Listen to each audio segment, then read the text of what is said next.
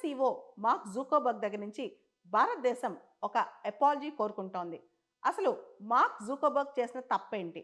రీసెంట్‌గా ఆయన ఒక పాడ్‌కాస్ట్‌లో ఒక స్టేట్మెంట్ ఇచ్చారు.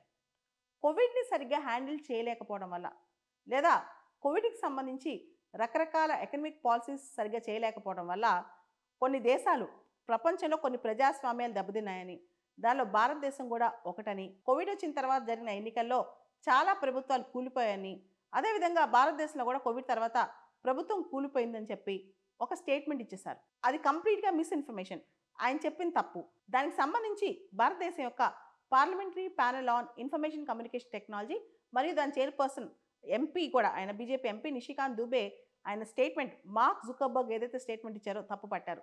ఇమీడియట్‌గా ఆయన అపాలజీ చెప్పాలని కోరారు. అంతేకాదు, మెటా వాళ్ళకి భారతదేశం యొక్క పార్లమెంటరీ ప్యానెల్ ఇలా మిస్‌ఇన్ఫర్మేషన్ స్ప్రెడ్ చేస్తున్నందుకు ఒక నోటీస్ ఇవ్వబోతుందంట.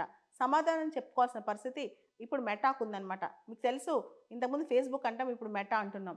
మన యూనియన్ మినిస్టర్ అశ్విని వైష్ణవ్ గారు కూడా మార్క్ జుకర్బర్గ్‌ని వాస్తవాలు తెలుసుకుని మాట్లాడండి అని చెప్పారు. అంతేకాదు, ఇన్‌కరెక్ట్ ఇన్ఫర్మేషన్ అంత అసర్టివ్‌గా ఎలా చెప్తారు అని చెప్పారు.